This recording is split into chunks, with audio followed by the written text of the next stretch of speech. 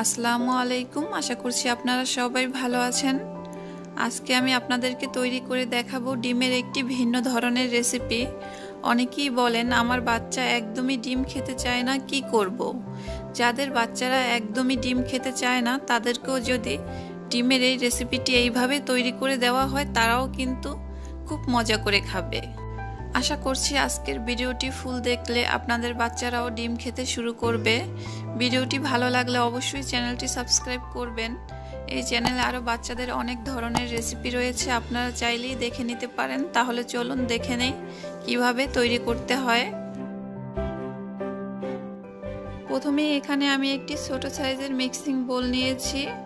এখন আমি এখানে একটি ডিম ভেঙে দিয়ে নিচ্ছি। এখানে আমি মুরগির ডিম নিয়েছি। আপনাদের বাচ্চারা যে ডিম খেতে পছন্দ করে আপনারা চাইলে কিন্তু সেই ডিমটি এখানে নিতে পারেন। এখন আমি ডিমটিকে খুব ভালোভাবে ফেটিয়ে নিচ্ছি। আপনারা চাইলে ডিমটি কাঁটা চামচ দিয়েও ফেটিয়ে নিতে পারেন।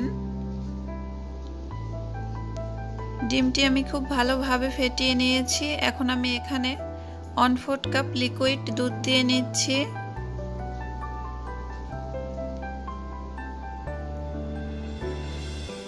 এখন আমি এখানে দিয়ে নিচ্ছি স্বাদ মতো চিনি। মিষ্টিটা আপনাদের স্বাদ অনুযায়ী দিয়ে নেবেন, আপনাদের বাচ্চারা কিরকম মিষ্টি খেতে পছন্দ করে। এখন আমি এখানে আরো দিয়ে নিচ্ছি 1 টেবিল চামচ গুঁড়া দুধ। এখন আমি আবারও সবকিছু খুব ভালোভাবে মিশিয়ে নিব।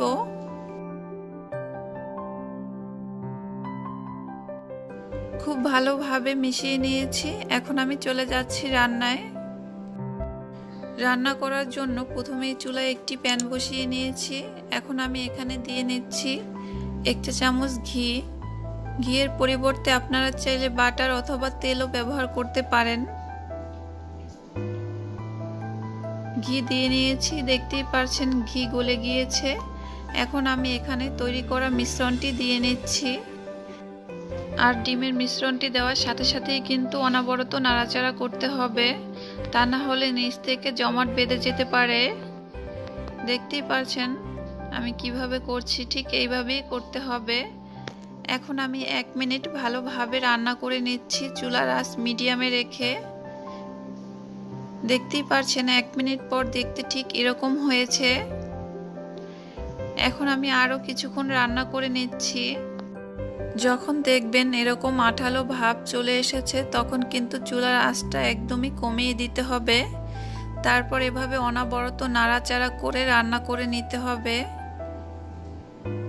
কিছুক্ষণ পর দেখতে ঠিক এরকম হয়েছে, লিকুইড ভাবটা একদমই চলে গিয়েছে। দেখতেই পারছেন আমি একটু এভাবে ভেঙে নিচ্ছি।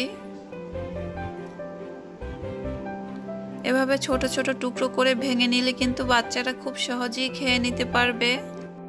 যখন দেখবেন এরকম ভেজা ভাবটা আর নেই তখন বুঝতে হবে রান্নাটা হয়ে গিয়েছে।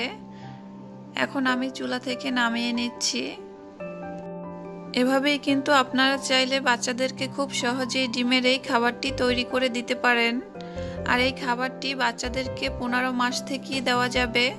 আশা করছি আজকের রেসিপিটি আপনাদের ভালো লেগেছে। ভালো লাগলে অবশ্যই চ্যানেলটি সাবস্ক্রাইব করে রাখবেন। আজ এখানেই শেষ করছি। সবাই ভালো থাকবেন, সুস্থ থাকবেন। আল্লাহ হাফেজ।